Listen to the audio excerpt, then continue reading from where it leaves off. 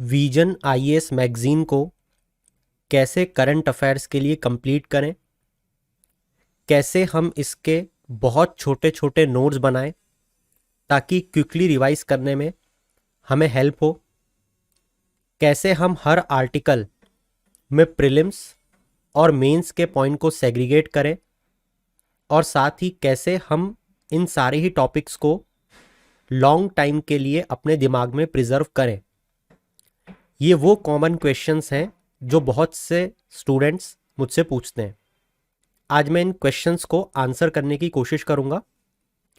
साथ ही मैं आपको ये भी बताने की कोशिश करूंगा कि जो मैं माइंड मैप्स आप लोगों के लिए प्रिपेयर करता हूं उसका बेस, जैसा कि आपको पता है, विजन आईएएस मैगजीन और भी कुछ प्रमुख संस्थानों की मैगजीन होती हैं, उनको मैं यूज़ करता हूं।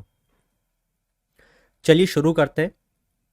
सबसे पहले अगर आप इसका इंडेक्स देखोगे तो यहाँ पे आपको सब्जेक्ट वाइज, जैसे पॉलिटी, जैसे इंटरनेशनल रिलेशंस, जैसे इकोनॉमी, मतलब जैसे आपके सब्जेक्ट्स डिवाइडेड है ना सिलेबस में यूपीएससी के या किसी भी दूसरे सिविल सर्विसेज के, वैसे ही आपको यहाँ पे डिवीजन देखने को मिलेगा। Economy, history, polity, culture, environment etcetera.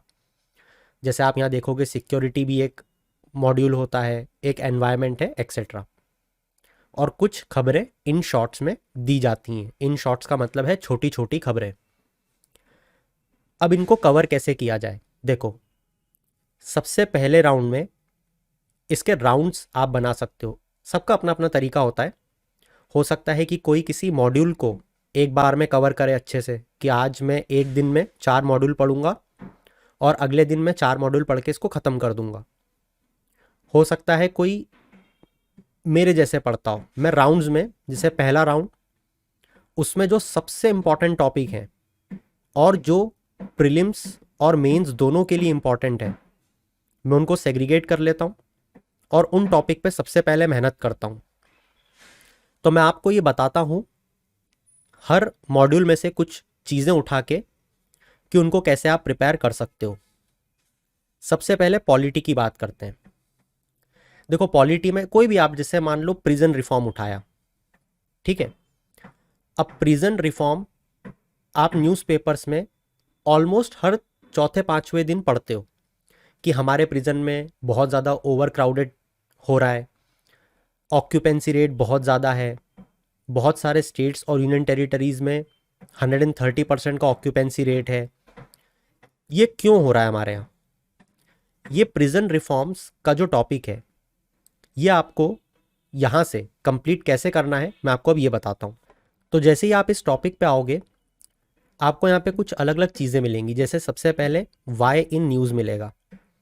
अब ये वाई इन न्यूज़ का मतलब होता है कि आपको ये आर्टिकल क्यों पढ़ना है, वो पहले ये बताते हैं कि ये खबर में क्यों था। तो वो बता रहे हैं कि नेशनल क्राइम रिकॉर्ड ब्यूरो ने एक रिपोर्ट पब्लिश की है जिसमें कुछ ऐसी बातें आई हैं जिसको देख के हमें ये ज़रूरत महसूस हो रही है कि प्रिजन को रिफॉर्म की ज़रूरत है।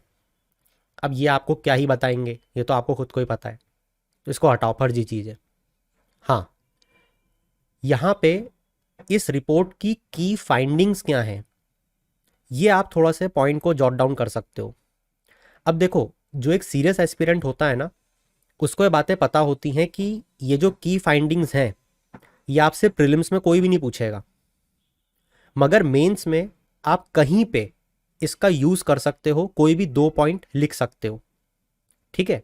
तो ये जो की फाइंडिंग्स हैं, आप इसमें जो भी आपको 2 से 3 पॉइंट समझ में आ रहे हैं वो आप लिख सकते हो। ये जो फिगर है एक ओवर क्राउडेड प्रिजन का, आप इसको सेव करके रख सकते हो, जहां पे दिख रहा है आपको कि ओवरऑल ऑक्यूपेंसी रेट 130% है। इसके बाद में आपको यहाँ पे कुछ और भी चीज़ें बताएंगे ये। फिर यहाँ पे आपको बताया जाएगा कि प्रिजन के एफिशिएंट गवर्नेंस की क्या ज़रूरत है, क्योंकि ये हमारे क्रिमिनल जस्टिस सिस्टम का इंटीग्रल पार्ट है। फिर एक बेसिक क्वेश्चन भी आपके दिमाग में आना चाहिए कि प्रिजन जो जेल होती है वो क्यों किसी व्यक्ति को दी जाती है, या किसी व्यक्ति को क्यों जेल में रखा जाता है। तो इसके कुछ ऑब्जेक्टिव्स होते हैं, जैसे उसे रिफॉर्म करना, उसे रेट्रीब्यूटिव अप्रोच के थ्रू इवॉल्व करना एक्सेट्रा। ये आपको पता होना चाहिए। इसके बाद में जो प्रिजन गवर्नेंस है उसमें कुछ चैलेंजेस हैं, जैसे स्टाफ की कमी, कस्टोडियल टॉर्चर और डेथ, जहाँ पे नेशनल ह्यूमन राइट कमीशन ने ये बताया है कि 5 लोग रोज मर जाते हैं जुडिशियल कस्टडी में, ओवर क्राउडिंग, गरीब होने के कारण लीगल एड नहीं मिल पाती लोगों को, end of course the corruption. ये सारे पॉइंट्स। इसके बाद आपको बताते हैं कि क्या कर सकते हैं, द वे अहेड, जहाँ पे आपको बताया है कि ऑल इंडिया प्रिजन सर्विस हमें बनानी चाहिए। और ऐसा हम नहीं बोल रहे, ऐसा एक कमेटी ने बोला है, तो आपको एक कमेटी का नाम लिखना है, ठीक है। साथ ही एक मॉडर्न प्रिजन मैनुअल 2016 बनाया गया था, इसके बारे में आपको कोट करना है। इन्होंने क्या रिकमेंडेशन दी थी, प्रिजन के इंफ्रास्ट्रक्चर में कैसे सीसीटीवी, बायोमेट्रिक आइडेंटिफिकेशन फैसिलिटी को हमें बढ़ाना चाहिए। अंडर ट्रायल्स क्यों हमारे देश में बहुत ज़्यादा है, इसके लिए हमें क्या करना चाहिए, ये वे फॉरवर्ड में बताया है। तो इस तरीके से अगर आप देखोगे, इन शॉर्ट जो मैं आपको समझाना चाह रहा हूँ कि प्रिजन रिफॉर्म्स को लेके कुछ अलग अलग पॉइंट्स में आपको टॉपिक्स क्लियर किए गए हैं। जैसे प्रिजन रिफॉर्म क्यों ज़रूरी है, इसके लिए एक रिपोर्ट का ज़रिया लेके बताया है, कुछ फैक्चुअल पॉइंट्स की क्यों ज़रूरी है। फिर हमारे देश में प्रिजन की हालत बताइए, क्यों प्रिजन रिफॉर्म ज़रूरी है, इसके गवर्नेंस में क्यों बदलाव ज़रूरी है ये बताया है, क्या चैलेंजेस आ रहे हैं प्रिजन गवर्नेंस में ये बताया है, और क्या करना चाहिए ये बताया है। अब इन सबको आपको अपने शब्दों में मुश्किल से 1 या हाफ पेज में पूरे चीज़ों को कवर करना है। तो सिंपल सा लॉजिक ये है कि सबसे पहले यहाँ पे टॉपिक डाल लो, क्या है प्रिजन रिफॉर्म। इसके बाद में प्रिजन से जुड़े हुए कुछ इम्पॉर्टेंट, या तो हो सकता है कॉन्स्टिट्यूशनल प्रोविजंस हों, लीगल प्रोविजंस हों, उनको लिखो।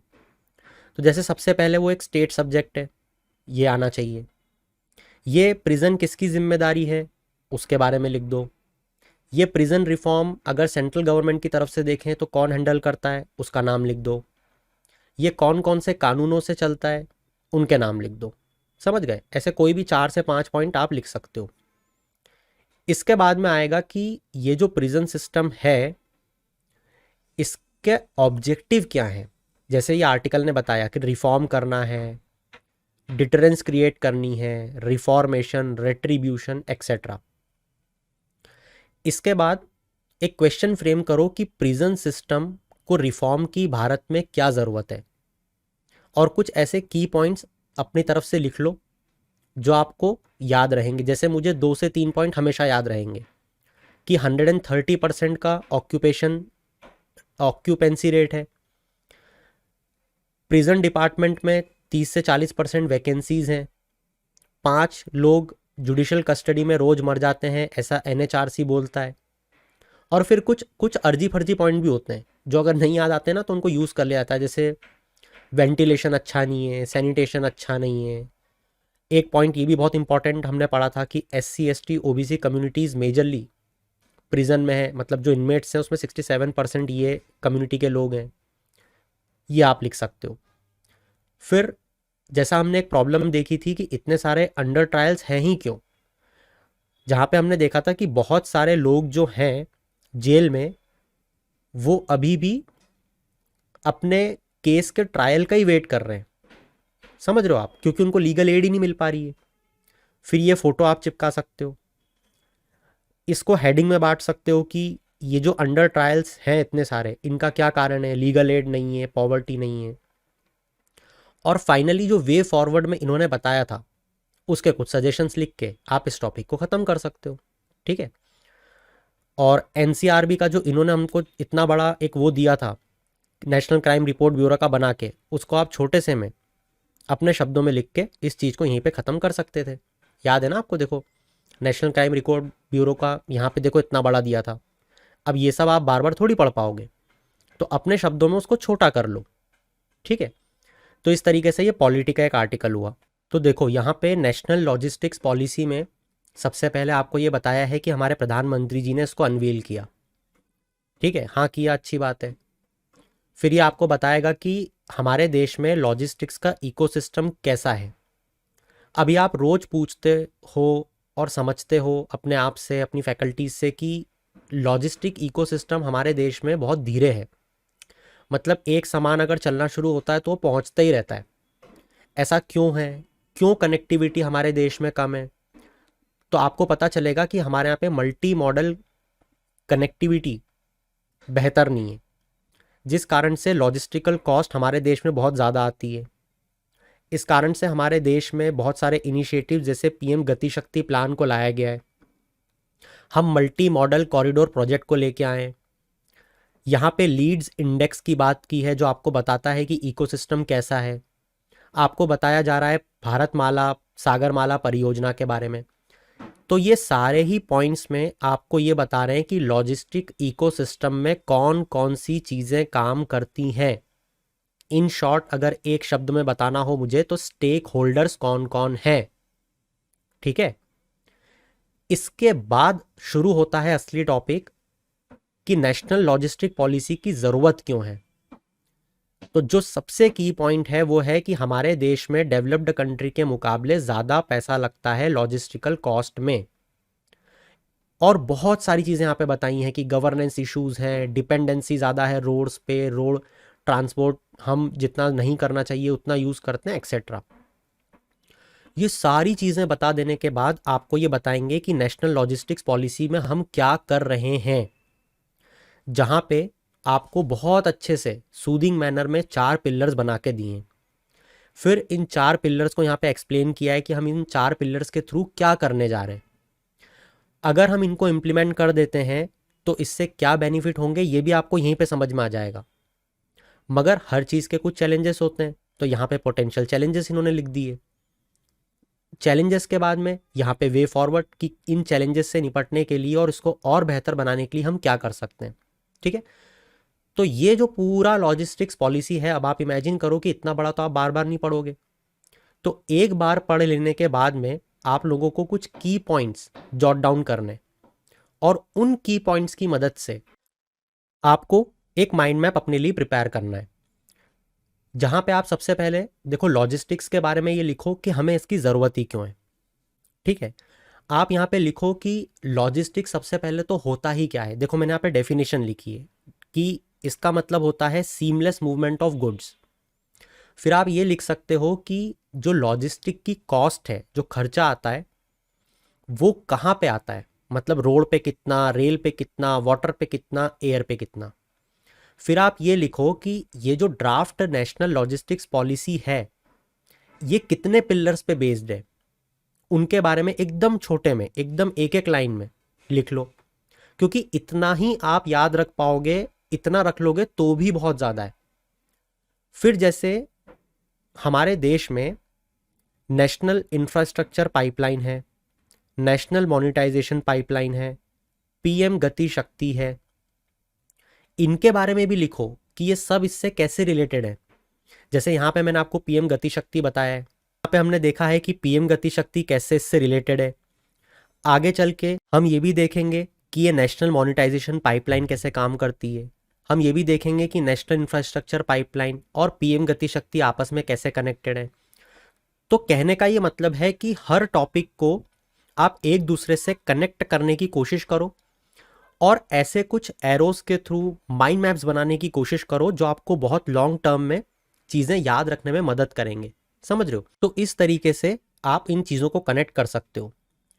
फिर देखो यहाँ पे आप इसको और अच्छा बनाने के लिए अलग अलग सेक्टर्स जैसे कि शिपिंग, एयरवेज, रोडवेज, इन सब के अलग अलग चैलेंजेस लिखो। अब आप बोलोगे कि ये चीज़ तो विजन में दी ही नहीं है, तो आपको कुछ चीज़ें अपनी तरफ से भी तो ऐड करनी पड़ेंगी, दूसरी जगह से सर्च करके। जैसे आप विकीपीडिया का यूज़ कर सकते हो, जैसे मैंने यहाँ पे विकीपीडिया का बहुत ज़्यादा यूज़ किया है, और दूसरी मैगजीन में अगर कहीं आपको अच्छे पॉइंट्स मिले तो इस तरीके से आप उन पॉइंट्स को लिख के एक बहुत अच्छा माइंड मैप क्रिएट कर सकते हो। ठीक है, जैसे यहाँ पे देखो मैंने लॉजिस्टिक रैंकिंग के इंडेक्स लिख लिए। जैसे वर्ल्ड बैंक का लॉजिस्टिक परफॉर्मेंस इंडेक्स, ये कितने साल में आता है, ये विजन ने कवर नहीं किया था। ये लीड्स इंडेक्स, तो कहने का ये मतलब है कि ये आप खुद भी कर सकते हो, आपको किसी की ज़रूरत नहीं है, मेरी भी नहीं, आपको बस थोड़ा सा सर्च करना होता है। ठीक है, फिर देखो यहाँ पे जैसे छोटे से मैंने यहाँ पे लिख लिया ताकि याद रख पाए स्टूडेंट्स इसको, कि देखो Sagarmala, Bharatmala, dedicated freight corridor, PM Gati Shakti, ये सारे हमने इनिशिएटिव्स लिए हैं। और हाँ देखो, जैसे कुछ केस स्टडीज़ भी यहाँ पे दी होती हैं, जैसे वाधवान पोर्ट की दी है, तो इन केस स्टडीज़ के थ्रू भी आप चीज़ों को जॉट डाउन कर सकते हो। तो कहने का मतलब है दोस्तों कि एनवायरनमेंट हो, इकोनॉमी हो, पॉलिटी हो, आपको ऐसे माइंड मैप्स के थ्रू चीज़ों को कवर करना है बहुत छोटे छोटे में, ताकि आप पूरी मैगजीन को एक ही बार में कवर करके कभी आपको दोबारा रिटर्न न जाना पड़े।